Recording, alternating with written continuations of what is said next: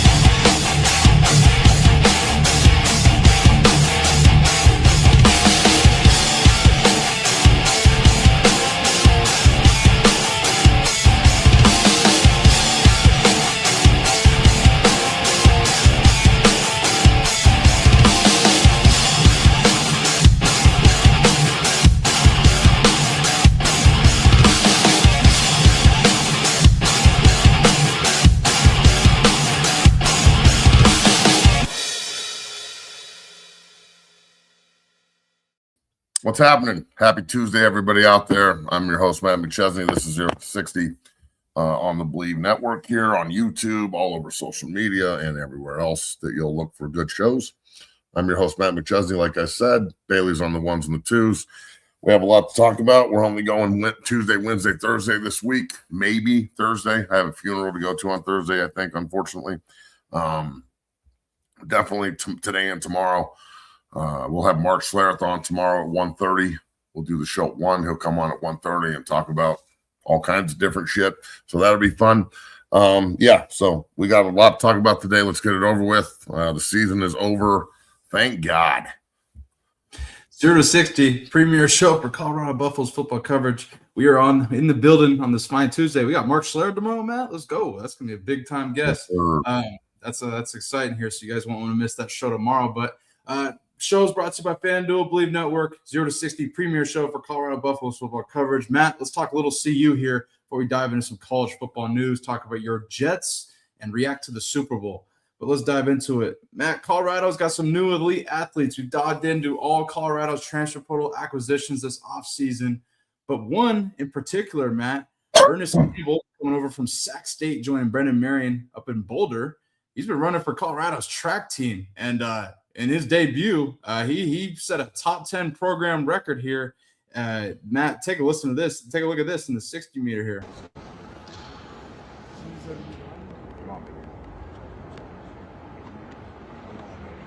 I guess we'll show it here. But Matt, Ernest Campbell, top 10 record in his debut for Colorado's track team. He's got some serious speed. We got to see on display in his time at Sacramento State. What's your reaction to this, if any at all? he's fast. I mean, I haven't seen it yet, but I'm assuming he's pretty fast. I don't know what lane he's in or anything, but I'm assuming he's the guy that wins if we're showing this. Yeah, so good. It's good to have fast people, that's for sure. Indeed. Well, Matt, Colorado is currently, in their winter workouts here. Coach Swayze's working them here as we get closer to spring ball. We'll dive into more CU as we keep going here. One thing I wanted to touch on, though, Coach Mack, new running backs coach at Colorado, met with his running backs, and this photo is kind of making the rounds in Colorado Buffalo's Twitter here because of Richard Young. You see him on the right side there? That's looks like a real big cat right there. Obviously came over from Bama this last season. This is just kind of making the rounds on Colorado Buffalo's football Twitter. Buffs fans are excited about him and the rest of the running back room here. But any reaction to this, Matt? Only if we run the ball. Yeah. Good answer. answer. Look, I am not trying to be like standoffish or a dick or anything. I'm just saying, like, we could have Adrian Peterson, Eric Dickerson, Marshall Falk. We did have him. I mean, we could have the 5 best backs in NFL history. But if we do the same thing we did last year, and the year before that, and the year before that. And it seems we haven't really been able to run the ball since Phil Lindsay was the running back there. Jeez, man. That doesn't really matter. So, yeah, it's great. I mean, everybody looks good in pictures. Everyone looks really fast.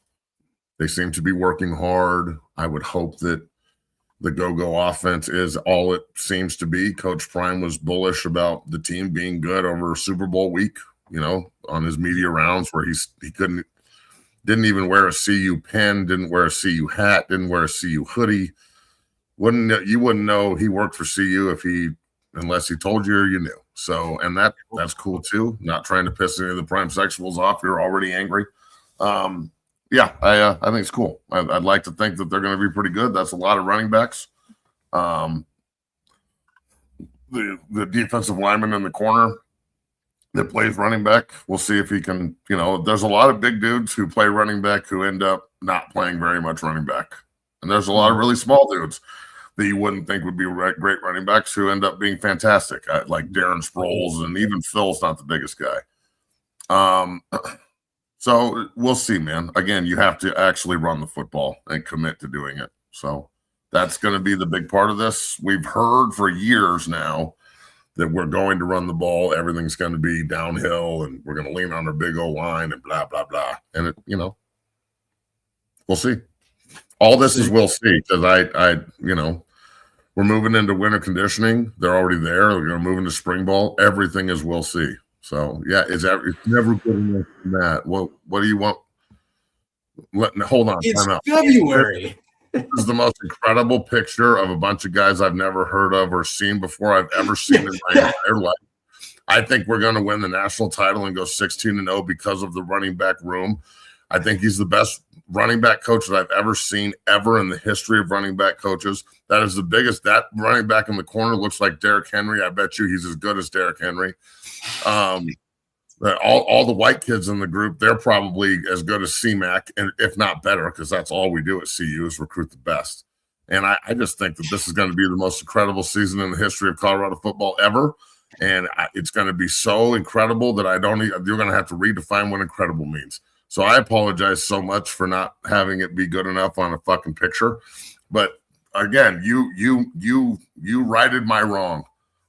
Donovan 0.5, you righted the wrong, bro. You're right. I'm going to get super excited about absolutely fucking nothing. Awesome picture. The quality of the picture also in the framing, the way that they framed the door frame with the picture frame, and they even got the buffalo horn at the bottom. Like when you zoom out, you can see the buffalo horn, which would insinuate that maybe they play at Colorado. There's always Lowe's over here at it's Colorado Lowe's. So there's inside the picture, there's a picture inside of the picture, which is also pretty cool. Matt, you cracked me up. Speaking of the weapons, though, Matt, we talked about this. This picture only really matters if Colorado decides to commit to the run game, which is something that with Brennan Marion as the offensive coordinator, I'm more optimistic on. But again, we'll have to see. But Phil Dukes, been on the show plenty of times, well-respected media member covering Colorado and other teams. He interviewed Brennan Marion, asked him about how he's going to manage to get all these weapons the ball here. And this is what Brennan Marion had to say. Take a listen. Now that you got your guys set, what do you want to see from all of these different pieces that you have? Yeah, Coach Norvell used to always tell us, don't count your reps, make your reps count. And really, that's what it's about, right? Like, that's a bar. Everybody's going to eat, right? Like, everybody's going to get an opportunity. It's what you do with those opportunities. Like, if you maximize those opportunities, then you get more, and we'll feed you, right? Like, right. Really, when you look at it, like, we had 9 guys at UNLV with 50 touches. We had 9 guys with over 50 touches. That's crazy. Matt, that makes me a little bit more optimistic. Again, we're in winter. We'll get it ramped up as we get closer to spring ball. But what do you take away from this? Sorry. I think that it's smart. That's kind of the offense that he's bringing in. It's not kind of it is, Everybody can touch the ball, so you got to do your job every game or every play.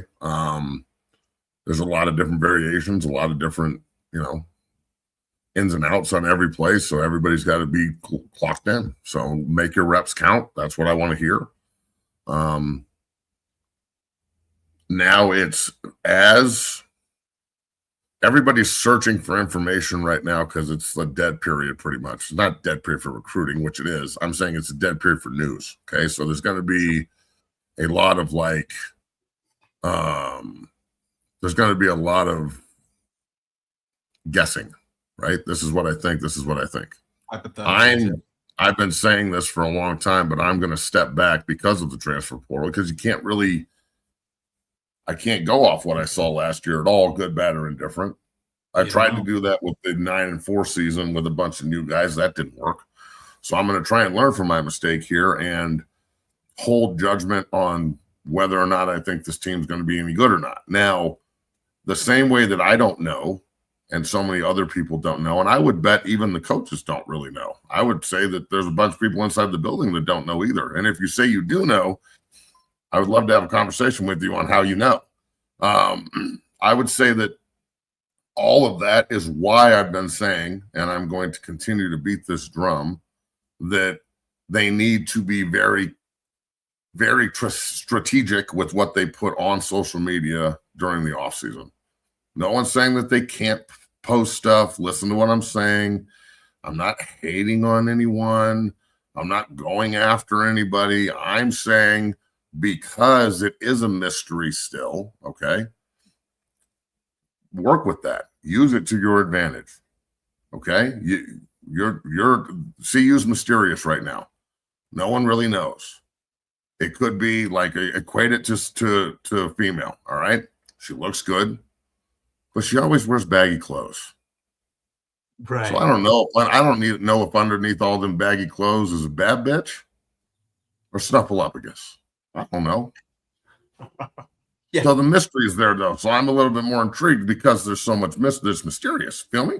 So CU is like, they're like the bad bitch on campus right now during the winter months. They're walking around with fucking sweatshirts on and sweatpants, and they look like underneath there might be something there. We have to wait until the spring to see it, though.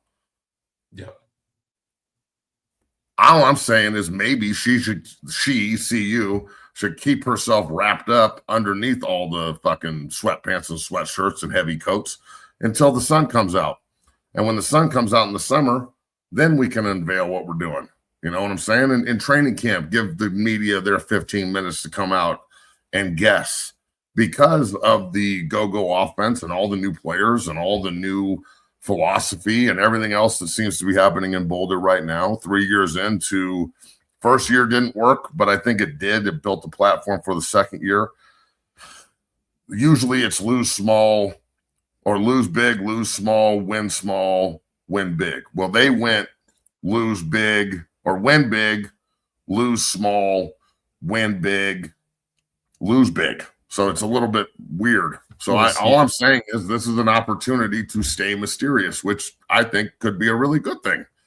Remember how hard it was for people to figure out CU the first 3 weeks of Prime's first year.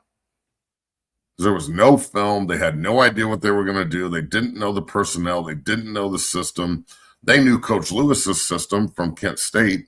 Right. They knew Shedeur could play. They knew Travis Hunter was elite. They knew the players could play. They just didn't know how they were going to play as a unit in the system they were going to be in. And the TCU game was incredible. Obviously, the Nebraska game was incredible. The CSU game, they had 2 weeks of film. And I remember CSU was like a 24-point dog at home. And everyone was saying CU was going to blow their doors off.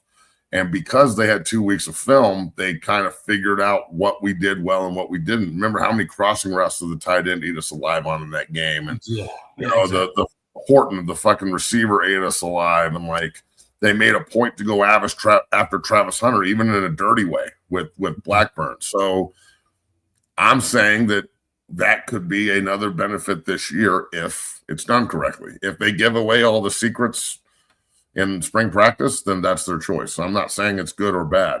That's just my opinion on it. So we'll see. I think it's a pretty valid take, especially with Colorado. 42 transfers. You got 15 high school kids about. So you really got to overhaul roster here. So really, I think keeping everything wrapped up until, it's time to shine here when it gets closer to the, after spring ball in the summer towards the season. I think I'm with you, Matt. But again, we'll see. Is CU. But Matt, Coach Prime, you mentioned was doing the rounds over Super Bowl week and weekend here, and he was asked, basically whether there's any chance he would jump to the NFL, and his answer basically said, "No way, not with what transpired with my son last year." Matt, I can't wait to hear your reaction to this. Take a listen. Fair enough. Okay. Let's stay in the NFL. Before, and I know you're happy at Colorado, but before Shoddy went to the Cowboys, your name was kind of in the mix. Is there anything that would get you to jump to the National Football League? Not whatsoever. What transpired with my son last year, ain't no way in the world. No, I don't have a. Thank you, Lord. When I stop like that. That's to keep you from saying you don't need to say. When I stop like that, that don't mean I'm lost for words. That means God said, I'll stop it there. Oh, Matt, I'll let you take it away, but my initial reaction to it was it's a kind of a victim mentality thing. That's my reaction to it, but I'll let you kind of dive into it more. Go ahead. Ryan and Cam sitting there holding a ball each. Look, he had two sons that were getting ready for the league. One of them was totally overlooked and didn't even get an opportunity. Shiloh, doesn't matter about Shiloh, apparently. All the NFL did was draft your kid. They just drafted him late. And was there a little bit of, you work against Coach Prime? Probably. Yeah. But I don't know. It just, you're mad at the league for being the NFL. You know what the NFL is, Coach Prime. They did him dirty, or they didn't. I don't know. I don't care anymore. It's a dead story. So there isn't a conspiracy theory to keep you and your family down or anything. Like, he made the Pro Bowl. It's still a joke, but he still made it. Yeah. He might be the starter next year. If he's not, it's not because of a conspiracy in Cleveland. He just probably got beat out by Captain Rub and Tug. If he can't beat that guy out, he can't play. I just, it's a privilege to play in this league. No one's owed anything. I'm sorry that Shedeur was drafted in the 5th round and played on every game on the active roster and played a ton and made the Pro Bowl as a rookie. That sounds terrible. It's not just Cleveland, though. Let's be real. It's not just the NFL. The Sanders family told Baltimore to kick rocks and they didn't want to play for him and told a bunch of teams they weren't interested. And so then they weren't interested back. So I just, look, man, the inability to have any negativity or hear anything that's constructively criticizing or just criticism in that camp is unbelievable. I mean, everybody's got to deal with adversity. In fact, I thought Shedeur dealt with the adversity really well. He went 5th round. He didn't bitch. He went to work. He had a camera in his face every 5 seconds, and he did a really good job just managing it and not saying anything super stupid. I mean, he did the meme thing or whatever, but no one cared. Yeah. I thought he handled it pretty well. So, it is what it is.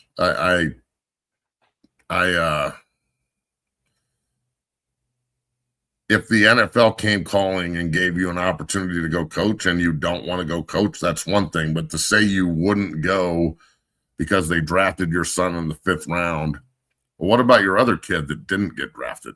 But I mean, don't sit here and act like there's people that, from what I've heard and what everybody's heard, there's people that told them that this was going to happen and they didn't believe them. So it goes both ways here, bro. I'm sure the NFL, I don't know if they'd ever want him as a coach in the first place. So I think it's ridiculous. It's very it's very poor. Everything's got to be even when you're on top of the mountain, there's still, I don't know if it's a way to motivate or what, but this assumption that everybody is against you all the time just because they may not agree with you about something, I don't think that that's very beneficial towards growth, in my opinion. So, look, the National Football League, I don't know if every team and every GM conspired or didn't. In the long run, your son went in the 5th round and turned his rookie year into a relative success and is looking like he's going to be the starter under a new head coach in Cleveland moving forward. So, you know, they didn't do him wrong. No one did anything to you. No one did anything to him. No one did anything to anybody. You just have to deal with the rigors of the National Football League. And just because I think my son is the best offensive line prospect in the country, don't make it so. Okay? That's just the way this works. So, again, it doesn't need to be, look what everyone did to us. And people, I think people, just like you said at the beginning of this, the victim mentality, people are tired of hearing that shit. Like it's hard to be a victim when you've got the world by the balls. You got a $10 million contract to coach at a Power 4 school. Your son's a starting quarterback and Pro Bowler as a rookie. Like, I'd be more talking about, like, well, you know, the way they did Shiloh, not giving him an opportunity. I'd really love, if you're going to talk about somebody getting the shaft, obviously he didn't think that Shiloh could play a whip anyway because he doesn't bring him up ever. So I guess Shiloh is right where he was supposed to be. But Shedeur should have been top 5. I wonder who his favorite kid is. Well, he posted on Shiloh's birthday post that Shiloh was his favorite son. Not that has anything to do with it. I think, to your point, the mindset of thinking everybody's against you, I mean, that's I'm not going to say delusional, but I think it's a destructive way of thinking. I think Coach Prime, even like you mentioned, they told the Ravens, no, you saw when Monkey and Shedeur met where he's like shaking him like, hey, he kind of checked him a little bit. I don't we kind of talked about that when they first met. And then look at this one too. Like, I'm not his character assassination. So the opinions of evaluators on what they might not want to see isn't necessarily character assassination. Come on, guys. Are we serious? I mean, this was a year ago too, and it's still like a hot topic for everybody. And it is what it is, bro. Look, I don't think anybody's conspiring. I don't think that there's a bad part about being a Pro Bowl as a rookie and like overcoming a bunch of obstacles. And if anything, he made everybody look stupid. True. Like if he would have fallen on his face, then it would have been like, see, we told you. He was a 5th rounder or worse. In fact, he did a really good job and worked his ass off. And regardless of what you think about the kid, you know, with character and all what everybody's talking about here, I think that, you know, I think he did a really good job and made the Pro Bowl on a shitty team. And that should be the focus rather than we're still getting screwed over. How are you still getting screwed over? And then Ryan and Cam just sitting there just slurping. Like, goddamn, guys. I mean, you just he breathes out of one nostril and you guys start giggling like schoolgirls. So, I mean, I get it. I've interviewed Coach Prime before too. He's a very, you know, he's got presence. There's no doubt about it, but it's just funny. That's all. Yeah. No, look, what motivates Coach Prime and what motivates Shedeur, it's obviously working, and they're on the top of the mountain, and it's working for them. So fuck it, let's go. Yeah, and so all the character thing, I mean, I agree with you. I think if anything, Shedeur, because I don't know if it was a character assassination. I think that the notion of that is completely ridiculous. I think there's some things within his character that were brought up in question, but I think in turn, seeing how Shedeur's responded to the adversity and stuff, or just being drafted late and having to work his way up in the Cleveland Browns organization. Am I still made or am I still mad? Oh, learn how to spell. I'm just saying. I didn't get hired. Like, do you guys think I'm homeless and broke and shit? Are you paying attention? Yeah, give me a break. Oh my goodness, Matt. Let's move forward here. Let's doing the show from under an underpass under I-25. Sorry, there's a rat over there. I'm homeless. Under the freeway, exactly. Let's react to the Super Bowl, Matt. Seahawks put belt to ass against the Patriots, like you and I kind of predicted. Kenneth Walker, I mean, he was running like crazy. They gave him an inside zone. He bounced that outside. He's juking cats. I had a lot of fun watching Kenneth Walker. Sam Darnold, I thought, managed the game for the most part. I thought he made some impressive throws while under pressure. He didn't really have to do too much, though. Kenneth Walker ends up winning the MVP. Hawks win the Super Bowl. Drake May thought a lot of pressure. Will Campbell, that left side of the Patriots offensive line was Seahawks were working on. They were sending Witherspoon through the B cap and doing all this fun blitzing shit with McDonald. I really enjoyed this game. What was your reaction to it? Well, I mean, you enjoyed it because you're a Seahawk fan. But the game was dog shit other than that. I mean, it was terrible. It was Seattle beat the hell out of them, but they didn't do it until the fourth quarter, essentially. New England had tons of opportunities, but they're just not – they didn't play well. The offensive line for New England got eviscerated. Will Campbell got eviscerated. The arm length questions and all that shit. I guess you should evaluate tape rather than evaluate charisma and shit. I mean, he can definitely talk, but he sounds like a fucking goober at this point. Like, well, I don't give a fuck what people say. Well, you should, because, bro, holy hell. That was bad. The left guard was bad. I thought that eventually I thought Denver would do this to him at home. They didn't take advantage of the left side of the line. Seattle did.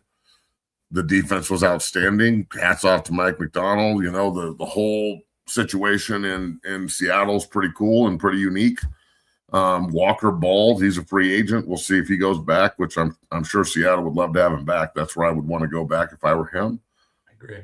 Sam Darnold has a Super Bowl ring before Baker Mayfield, Lamar Jackson, Josh Allen. You know, fucking who else is in that class? Yeah, I mean, he's the first quarterback. Yeah, so he's the first one. It makes me question, like, maybe somebody should have given Josh Rosen another opportunity. Maybe. Look, maybe this. Congratulations to Sam. It's good to see ex-Jet first rounders and Leonard Williams and Sam Darnold get rings. That was pretty cool. I'm pumped for my boy Brady Russell, who was on our show last week, who got a ring and played really well. Great fucking Gatorade drop at the end. Oh, the Gatorade drop at the end. He fucking smashed Coach. Just bam, he got him good.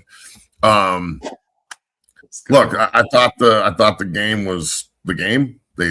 Seahawks won. I don't think either of these teams will be back in the Super Bowl next year. I think Seattle has more of an opportunity to be really good than New England. Seattle actually had to beat the shit out of really good teams in their own division, and like the NFC playoffs, they played competitive. You know, they beat the shit out of San Francisco, but the NFC title game was a war. They didn't turn the ball over one time. So that I don't see that happening again. That's pretty tough. Do they have the potential to be a dynasty? Yeah. They pretty much have a veteran quarterback on a rookie contract, so they can maneuver the salary cap pretty decisively. Schneider is an incredible GM. He's going to bring in talent. They bring in the right free agents, not just any free agent. A lot of people would say that Leonard Williams and Cooper Kupp were at the end of their roads, and they brought him in, and even Lawrence too, and all three of them look phenomenal on top of the other guys they brought in. They're drafting offensive linemen in the first round from North Dakota State, while New England is reaching for a left tackle that looks like a right guard at the third pick. They need to replace Will Campbell. Will Campbell is not Garrett Bowles. Garrett Bowles really struggled as a rookie, second year, third year, because he wasn't being coached correctly. And then Munchak came in and figured out how to get through to the kid. And he became a first-team All-Pro because he's 6'7" and huge and has the longest arms I've ever seen. Well, Will Campbell's like, 6'5", 320 with 33-inch arms? I mean, that's a guard. He's a guard. So I'm not trying to pile on the kid, but he got beat like a Cherokee fucking drum. And there's blood in the water there at the left side of the line in New England. They're coming after his ass next year bad. I mean, he's getting fucking that play didn't even count. Thank God, because that would have been the highlight of the Super Bowl. Oh, I know. That's why I saved it for that. The Super Bowl was what it was. It's cool to see Seattle get another ring. Anybody but the Patriots winning, I'm cool with. I love Vrabel. I think he's awesome playing against him and watching the way he's a grunt. So I got nothing against Vrabel other than he's the Patriot coach. So, it turned out being a pretty shitty weekend for the New England faithful with Belichick and Kraft both not getting in, Vinatieri going in as a Colt. You notice that? That's crazy, isn't it? He won a Super Bowl at this too. Obviously, Vinatieri feels like he's a Colt over a Patriot. So, just saying. Did you see Tony Dungy and Rodney Harrison on Alcatraz where he's like, y'all got it wrong or whatever? Did you see that? I did not see it, no. Oh, I'll have to show you it after the break. Oh, man. So I didn't really watch any of the pregame, postgame. I didn't watch it. Like, we're going to talk about the halftime show. I didn't watch 1 second of it. I didn't watch any of the shit online. I have no idea what anyone's talking about, and I don't give a fuck. It means absolutely nothing to me. So, man. So that was my next question before break.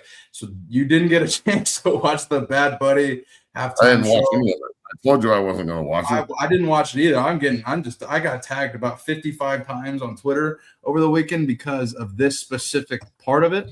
I don't know if you saw this. So during it, I got tagged. There's appears to be men grinding there. I don't know if you could see that. I'll keep replaying it here, but I got tagged. They're in San Francisco, bro. I mean, what? Yeah, I told you. You're right.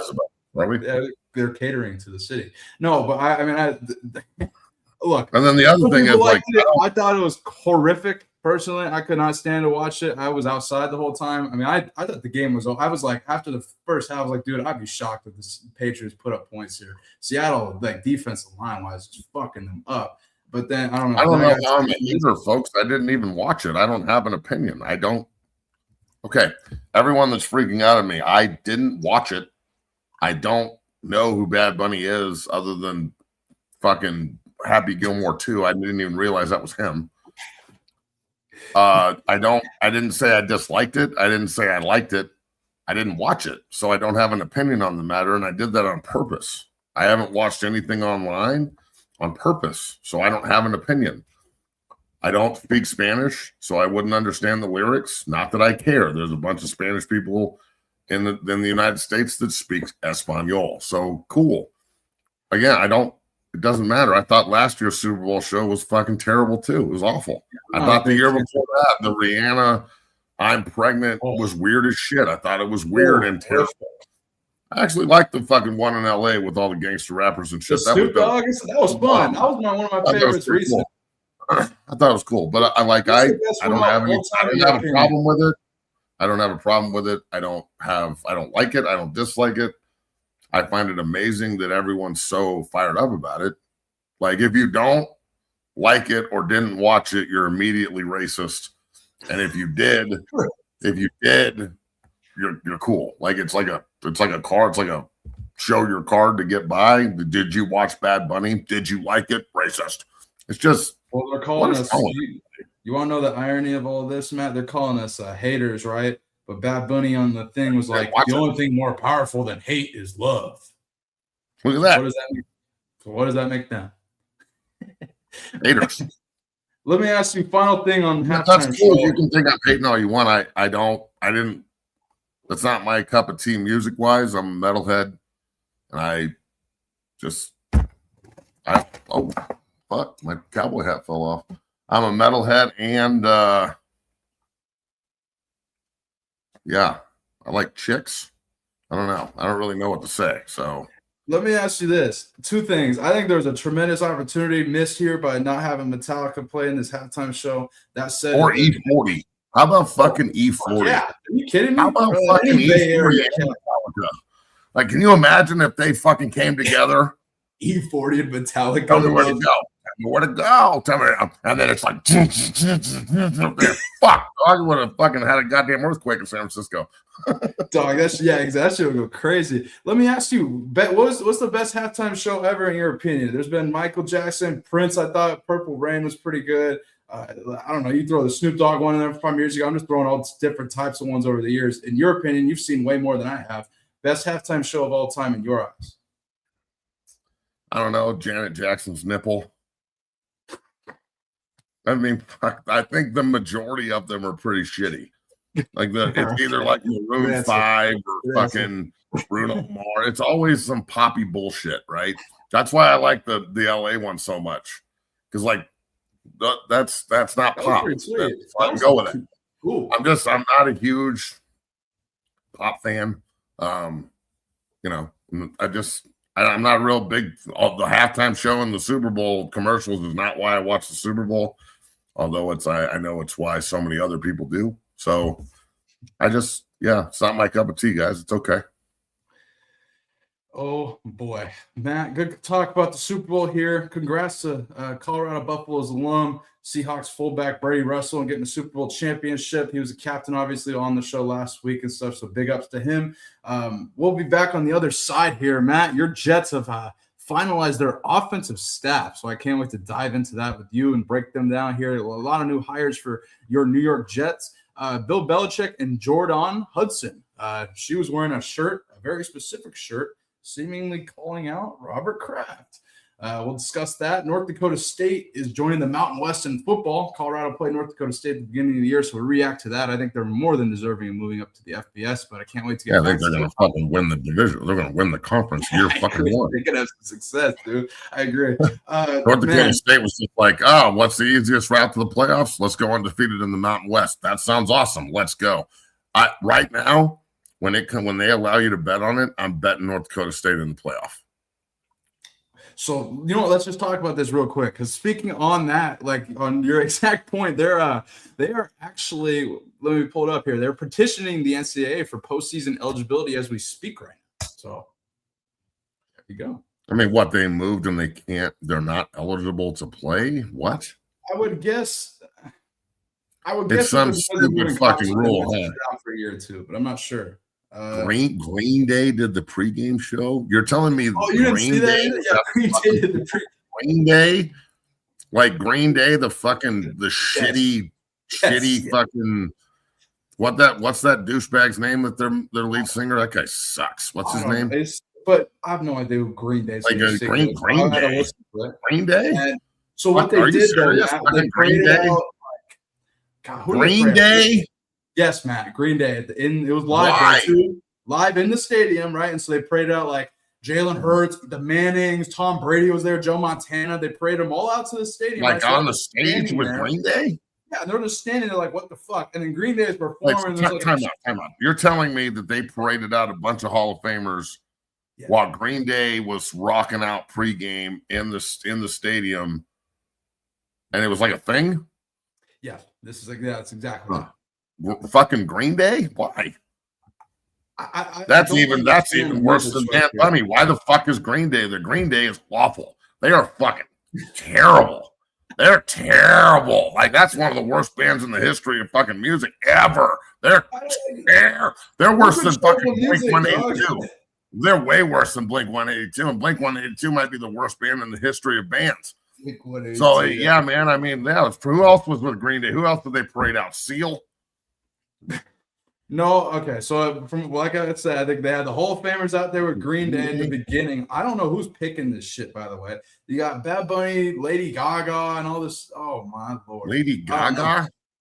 Yeah, Gaga. I didn't watch any of this, dog. No, I didn't watch on purpose. Holy shit! Thank God I didn't watch. Bad Bunny brought up Lady Gaga and their performance of song. I guess I don't know, and then there's sweet. I was outside, dog. I've been. Who else did they bring up? Antonio Banderas. Matt, on the other side, one more thing we'll cover is there's a player going to Montana that's playing in his 9th season of college football. He technically graduated high school 3 years before I did. He's still playing. Just put that out there. Oh, good for him. 24. Put that in perspective. Ricky Martin? Oh, yeah. Ricky Martin. Ricky fucking Martin was in the halftime show? Yep. Yeah. I forgot. Oh, my God. Rather than go the Spanish, the road of like, look, let's be real. Some of the Spanish chicks have like the most perfect asses in the history of asses. Yeah, man. Oh, like, yeah. There are some senoritas out there with like asses that will make you cry. Okay, onion asses, as we call them. But we put up Ricky fucking Martin and Lady Gaga's white.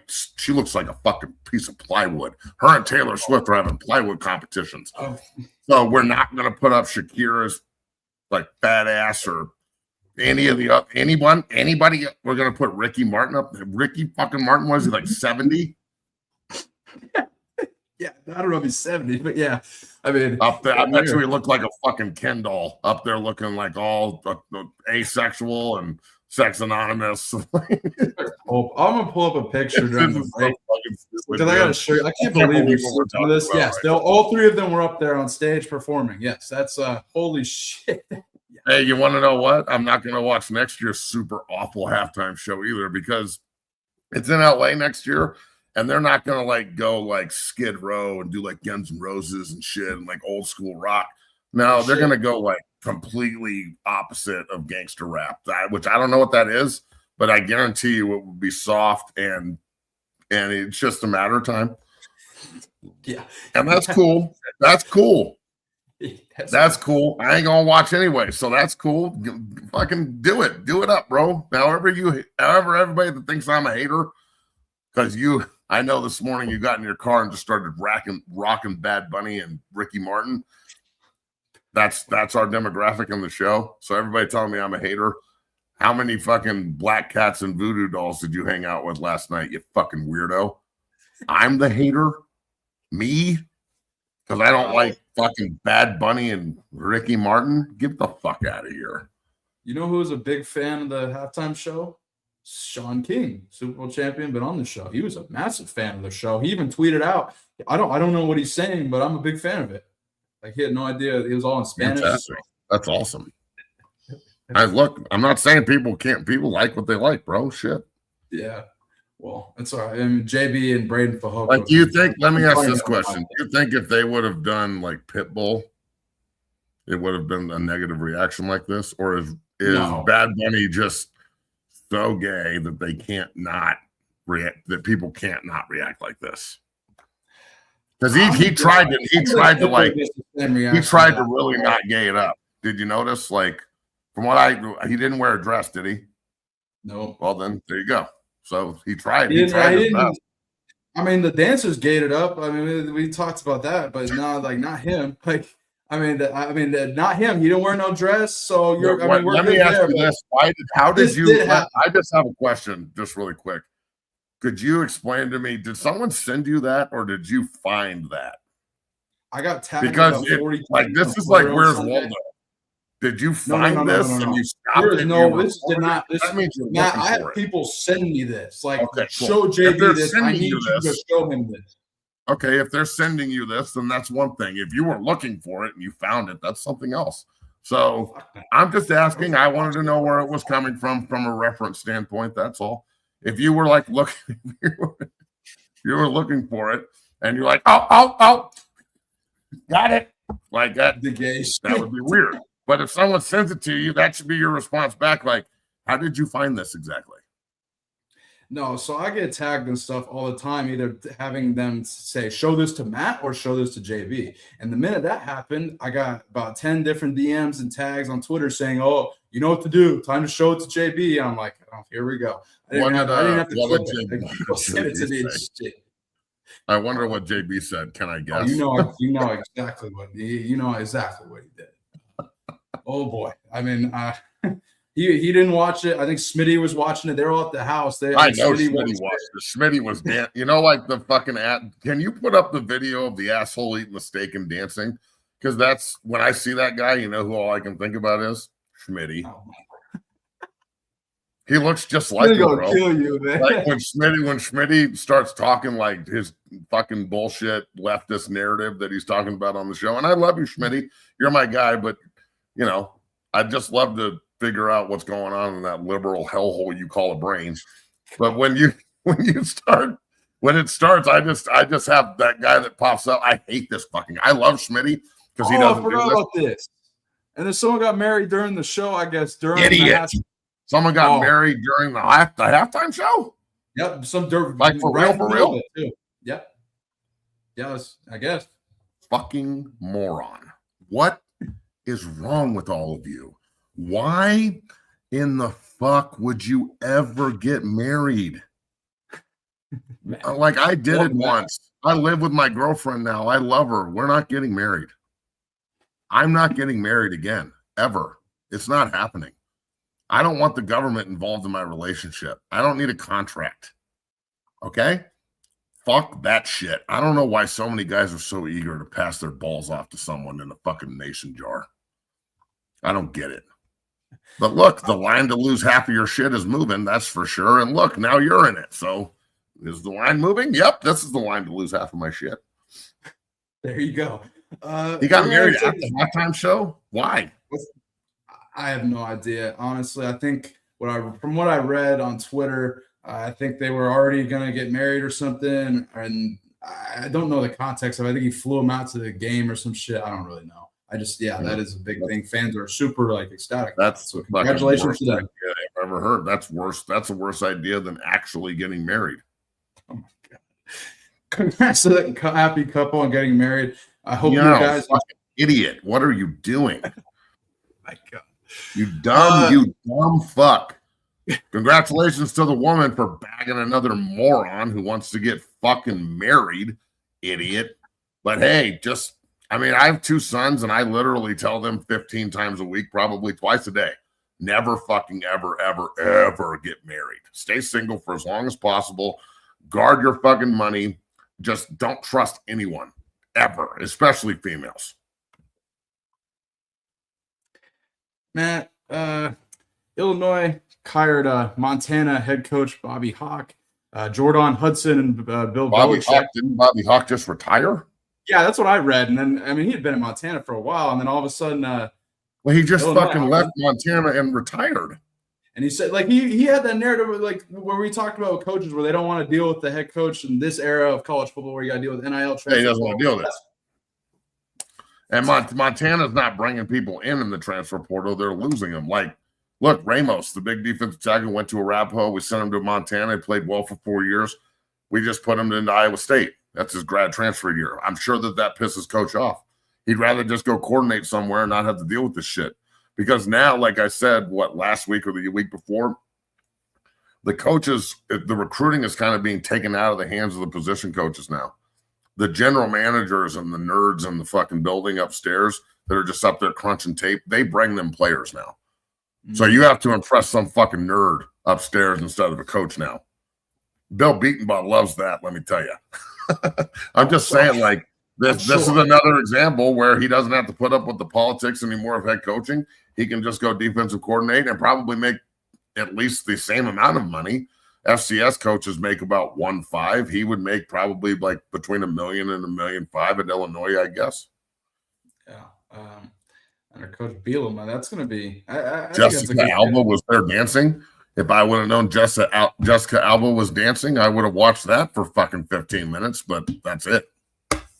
I think that's why some of the Sean King, like I mentioned earlier, he was a big fan of the dancers and stuff, the female dancers and stuff. I don't know if he was a fan of the male ones, but I know that, and that's what he talked about. But Coach Hawk, this caught me by surprise. I saw he retired. I was like, damn, he must want to get out. He must be done. And then, 3 days later, he's going to Illinois, and I was like, wow, good for him. That caught me out of the blue, but I guess he just didn't want to be a head coach no more. I get it in this day and age of college football. So good for him. But speaking of Montana Grizzlies, Matt. Hey, what is wrong with the people in the chat, bro? There's some real weird fucking weird fucking cats in the chat. And we don't even have a lot of people right now, so we're really getting we appreciate our loyal fans, but boy, we're getting some bottom. They're just some fucking weirdos, dog. You guys are, Jesus Christ, are you okay?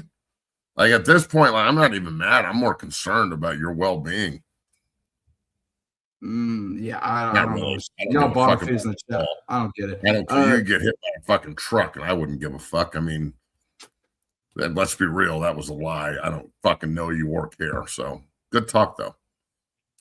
Good talk. Matt, Montana linebacker Solomon Tuliau-Pupu will return next season to Montana. This will be his 9th year of college football. So he was a 2018 graduate. Let me put that in perspective here. 4-star recruit out of high school, number 3 inside linebacker. 9 years? 2018. I mean, he's at least 3 years older than me. I graduated 3 years after that. Why? Why does he get to stay? So this fall will be his 9th year. I guess he had multiple season-ending injuries at SC. So because of that, he gets. Well, I'm trying to do the math here. Like 9 fucking seasons, man. Holy shit! Like I think it's an unbelievable competitive disadvantage, not only for the young guys trying to get in and play, but this guy's just milking the system. He's going to make some money now too, so he's not going to play in the league, or he would have. Guys that play in college for 9 years don't go play in the league. So yeah, this is. I wouldn't want this guy on my team. I don't get it. I think this is fucking crazy. This is crazy. It is like you mentioned, it's a direct shot at any high school kid who wants to go play there. I mean, there's a kid who's playing 9 fucking seasons, dog. He's what, 26? Like, as a coach, you'd rather have this old motherfucker who can't be that good, but it's probably not shitty, over a kid that you can develop and like is young and hungry, not some guy who's hanging on to year 9. Like, dream's dead, homie. It's time to go into the real world, and that's okay. There's nothing wrong with that. It happens to all of us.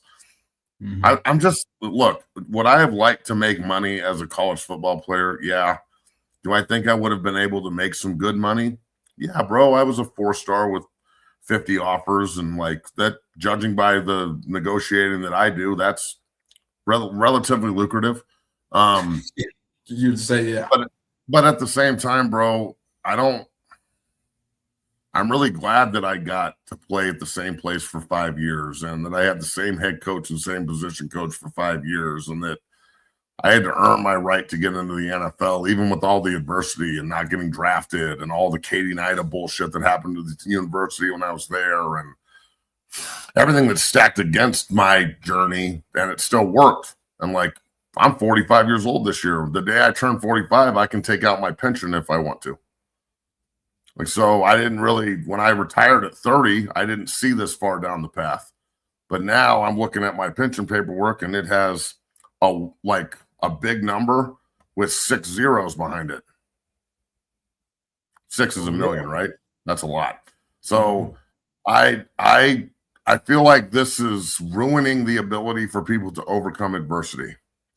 And instead of like having to move on to the next level and deal with it, you can just wallow at the same level or drop down from SC to Montana and, go out there and a 28-year-old beating the shit out of an 18-year-old kid that just got there. Congratulations, grown-ass man. So, yeah, man, I don't necessarily agree with this, but this is the business that we're in, and this is the craziness that it is, and it's not going to get any better. I mean, they just had an opportunity to change rules, and they pushed the calendar back instead of forward. So it doesn't make sense. It's getting worse. This is fucking ridiculous, bro. It's just another example of how fucking ridiculous this entire situation is. Football is broken. We just happen to be operating in a broken system. So it's like being a functional drug addict or a functional alcoholic. Shit's still getting done. It's just sloppy as fuck, and like no one really knows if it's going to sustain. And it's kind of like a day-by-day thing rather than a building for sustained greatness. We're trying to like do things correctly. It's more of just like a hold on to your ass and let's get through the day, and we'll attack tomorrow. And that's cool. That's cool.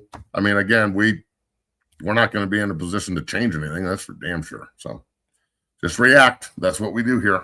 Just react. That's right. 0 to 60 premier show, Colorado Buffaloes football coverage. Man, college football is in an interesting state. But Matt, what do you think of Jordan Hudson's shirt here? I don't know if you can see it. I can't see it. I'll make it a little bit bigger. I don't know if you can see it. It's Orchids of Asia Massage Parlor. So the context of this is got busted. So Orchids of Asia Day Spa is the massage parlor tied to Robert Kraft. It is where Robert Kraft got busted. Yes. So they were at Tar Heels basketball game, and as you can see, she was rocking the shirt here. So here it goes, Matt. This is Bill's just fuck it. Let's roll. They're gonna use her. We're gonna use Jordan as a way to take a shot at Kraft here, I guess. Holy shit, it cracked me up here. What's your reaction to seeing this? This is like A+ trolling. Yes, fucking shout out to You know what Jordan. I'm saying? Like, this is some A+ trolling. This is good. This is good. It's amazing to me how much hate there is with people that accomplish so much together. Like, Brady hates Belichick, loves Kraft. Kraft hates Belichick, but loves Brady. Belichick hates fucking everything and everyone. I bet you he doesn't even really like her. She's just 25, and that fucking kitten meows at you. His 75-year-old ass is diving in that cesspool, definitely. So, look, pussy's undefeated, like we've said a million times. This is pretty good. That's good. That's good trolling by her. I wonder what Kraft would do to respond. Yeah, I don't know what to do. A bunch of 75-year-old men like publicly using Twitter and T-shirts to like get to troll each other and shit. So let's see what Kraft does. This could get good. But yeah, this is an interesting one. I got no problem with it. If what are you going to do? Be like, oh, look at Bill. I can't believe he's banging that 26-year-old fucking brunette with big titties. What a fucking shocker. Have you seen Bill? Wife? Well, I don't think it's going to work like that. Matt, have you seen Robert Kraft's wife? I thought Robert Kraft's wife passed. I thought he was single. No, so I thought he was single. His wife passed back in the day. I don't think he got remarried, but I don't know that. Well, actually, this is apparently his wife, man. Her name is Dana Blumberg. We're seen attending Michael Rubin's Fanatic Super Bowl party. How old is she? Like 15? Okay, Jesus. Let me look it up. They were married in 2022. Let's see. Age. Oh, fuck. I didn't know that. I didn't know that either. I also don't give a shit, 51. But I didn't know that. 51. She's 51? Holy shit. All right. Well, then I see 15, 51. I just had it flipped. Yeah, good for him. Good for Robert Kraft. Yeah, holy shit. 51, not 15. Idiot. I don't know why he got married again, other than it's just the natural thing to do, I guess, dummy. But hey, do your thing. Whatever. Shout out to Robert Kraft, indeed. Go Jets. Speaking of the Jets, we'll close on this. Your Jets have finalized their offensive hires, including hiring Bill Musgrave as their quarterback coach, former Stanford offensive line coach Al Netter as their assistant O-line coach, and several other hires here. Do you know any of these coaches, and what's your reaction to this?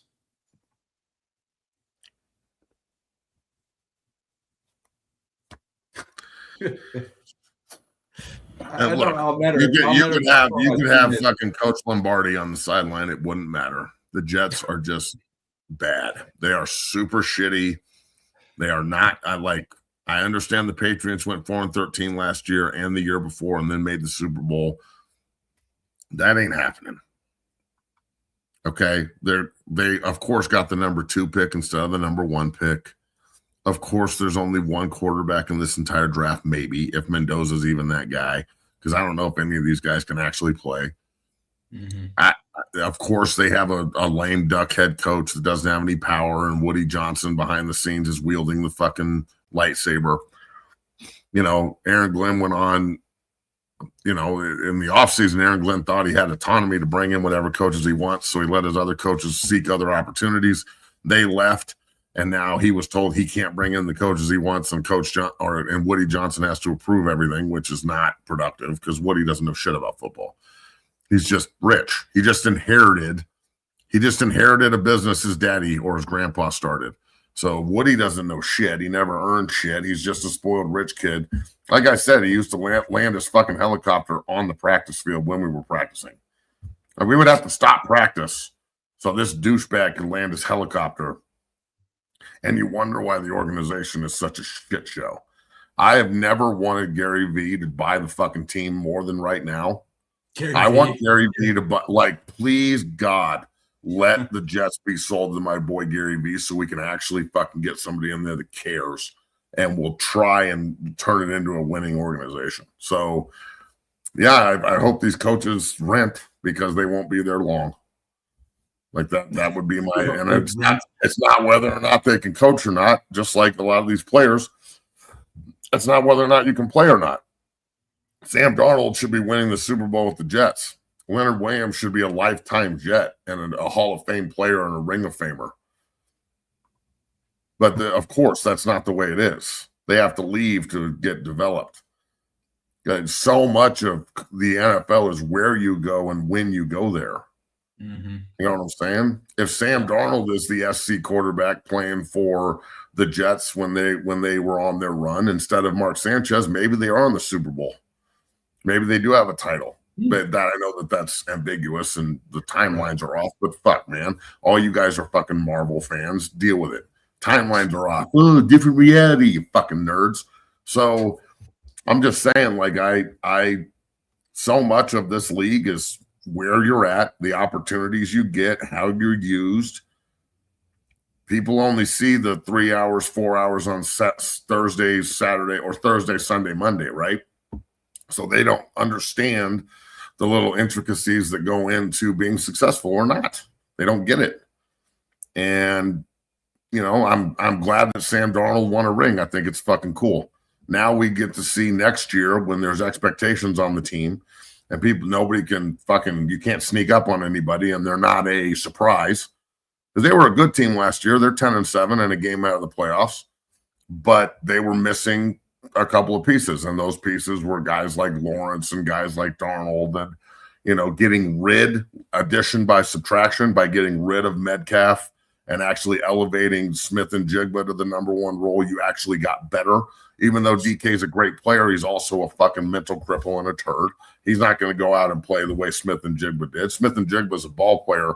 DK Metcalf is, you know, a guy who's good at football. Those are two different things. So personally, I think that Seattle has the potential to be like a dynasty type playoff, you know, caliber football team where they could maybe win another ring. You got to win 3 to be a dynasty, in my opinion. 2 is not going to do it. But they also play in an incredibly tough division. The Rams are going to get better. The Niners are going to get healthy. You know, I think the NFC is good. We'll see what happens. I think the AFC next year is going to be also healthy and stacked. I think Baltimore is going to be back and rolling, although they have a first-year head coach, but that didn't seem to bother Mike Vrabel and the Patriots. I think Kansas City will be back and much better with a healthy Mahomes and, you know, the ability to just make everybody look stupid. They've won a lot. I don't know why they would just forget how to do it. The Broncos have a ton to prove with coming back from a 14-win season, and, you know, they played a third-place schedule, not a first-place schedule, so their schedule next year is much more demanding. You know, can Bo come back healthy, or is he injury-prone? You know, there's tons of teams that, you know, we may not even be talking about that just might come out of fucking nowhere next year, just like these two teams did. Neither one of these teams even made the playoffs last year, and they're in the Super Bowl. So what team, looking at it right now, and especially after the draft and all this reshuffling, but what team is going to put themselves in position to make that run? So, look, the era of the dynasties is kind of over. It's pretty hard to do it. Although Kansas City just came off one and New England came off one before that. So we preach this parity, right? And I even just said it. And as I'm saying it, I don't even believe what I'm saying. So, yeah, we sit here and say that there's tons of parity. But in actuality, if you look at who's going, it's the same teams over and over again. With just every now and then a Cincinnati pops up or a Seattle pops up or fucking, you know, I don't know, whatever other teams have made the Super Bowl that have just kind of popped up out of nowhere, right? But other than that, it's the Niners, it's the Eagles, it's the Chiefs, right? It's the same teams on fucking repeat the last 8 years. So, and before that, it was New England for fucking ever. Yeah. I mean, the AFC from Tom Brady's era until he left for Tampa Bay, I'm pretty sure it was only Brady, Manning, Roethlisberger, and Flacco were the only 4 quarterbacks that went to the Super Bowl out of the AFC that entire time. Yeah. I can't. I'm trying to think. Like, yeah. I'm pretty sure that's true, right? And then, like, that's 100% true. That's just what it is. Yeah. Fuck, I don't know. Who else would it be? Out of AFC, It wouldn't be anybody else. Think like from 2001 Tampa went in 02. And then it was Tampa, Oakland, so that was Rich Gannon. So Rich Gannon is the other one. That happened a year after, and New England didn't make the playoffs in 02. They went 9-7. So it's just, look, the NFL has got a lot of good things moving in the right direction. There's no doubt. It was a competitive season. I'm glad it's over. My question is very simple, though, moving forward. Why can't every game be officiated and ran like the playoff games did? Why do they need to fucking throw 30 flags a game with some of these games in the middle of the season and ruin the product the way they do? Because they threw 3 flags in the Super Bowl, and it was and like the better team won, and they could actually operate, and they're not just throwing ambiguous fucking flags that everyone's like, wow, that unless it's egregious, it shouldn't be called. And that at least I felt like they did that in the playoffs. Even the Broncos-Bills game, they tackled the receivers on 2 plays at the end of the game. That's why they were pass interference. I was watching it live. So, but even that game, there weren't a ton of penalties. The AFC title game, there were maybe like 5 the whole game. In the Super Bowl, what were there, 3 total penalties the whole game? And there wasn't nothing swayed by a call or anything either. Yeah, exactly. Why week 6 do we need 30 fucking penalties in one game? We're just penalty happy. They do that shit on purpose. And like it's like they do it just to spark up drama for something to talk about, to revert the fucking camera from the real issues. And I don't even know what the real issues are. I'm just saying they do that an awful lot. You know, it's like the NBA watching the National Basketball Association. The ticky-tack bullshit fouls that they're calling right now, they're not going to call that shit when they get into the playoffs and when they get into the finals. They're going to let them play. Why not just fucking let them play? NFL, basketball, whatever. Just let the boys play, man. And I guarantee you the game is better. I understand it was boring. Look, the game kind of sucked, but at the same time, it was good. All right? It started slow, lots of field goals. And then it got blown up as the game got into flow and Seattle took over. It's boring. The narrative is out there that it's boring because this is the one game of the year where half of the people watching don't even know the 2 teams that are into it. They're watching the commercials and the halftime show, not the game. And then those same people get on and start bitching about how fucking boring it was. Well, you don't even know what you're watching. Of course it was boring to you. That's pretty well put, Matt, especially this year with I don't know. I mean, Seattle's kind of in a pocket of the country. There's not a lot of Seahawks fans outside of Seattle, in my opinion. I mean, there's some global pockets here and there, but overall, that's a good point, man. That's a good way to end it. Hey, you and me are idiots. We're real idiots. Did you see real this one? Fucking stupid as you talk with the fucking city as your profile idiot, really. You fucking idiot. Scotty boy. Miss me that shit. Matt, tomorrow we got Mark Schlereth joining the show tomorrow. That's pretty exciting. I think it'll be a great interview getting his perspective on NFL coverage and on NFL news. We'll talk about the Hall of Fame. We'll talk about Colorado a little bit and Dion. We'll get it all in with our main man, Mark Schlereth. So don't miss tomorrow's show, 3 p.m. Eastern, 1 p.m. Mountain Time, 0 to 60, the premier show for Colorado Buffaloes football coverage. Matt, you got anything else before we get out of here? No, man. Appreciate everybody. Been a great season. It was kind of a shitty season, actually, but cool nonetheless. We are going to be announcing some pretty big news here and making some moves on April 1st. On May 1st, Bailey. Not April. That was my fuck up. But look, we're going to also, after this week, we're going to be off for about a week, maybe a week and a half, just to, recharge the batteries and whatnot. And then we'll be back. So keep your ear to the ground on that one. We appreciate everybody out there, all the correspondence and prayers as a godless heathen atheist. I do appreciate everybody throwing a prayer for my mom. Really appreciate it. It turned out to be as good as it could. She broke her hip really bad and fucking horse freaked out by the wind and it drug her and knocked her over. And unfortunately, fortunately or unfortunately, the horse stomped the barn dog and killed it. But it was fucking 6 inches away from my mother. So the horse could have stomped my mother. So like I just seeing her in the hospital and like not know this happened on Sunday morning on Sunday morning. So I was driving to the hospital while all the stuff is going on for the Super Bowl. And like I'm not gonna lie, I wasn't real focused on the game. I had to rewatch it. I really do appreciate all the positivity and everybody reaching out, people I don't even know. So I do appreciate that. I know that she does as well. You only get one mama, so pretty special person to me, and I'm very, very happy that she is getting out of the ICU today and getting moved in, and hopefully we can take her home tomorrow. So, good. So that's good. And look, it's been a good year. We got a lot to move forward and be thankful and happy about. To the people in the chat that are just can't find a way to be happy about anything, I feel sorry for you at times, bro. Like you guys have got to really figure out why people's opinions that you don't even know rile you up so much. Or maybe you're just miserable as fuck and this is your hour of the day to like unload, and that's cool if we can do that for you. Fine. And to everybody in the chat that's consistent and supportive and knows where we're coming from. We wouldn't have the show without you or the haters, by the way. So we appreciate the haters too. So appreciate it.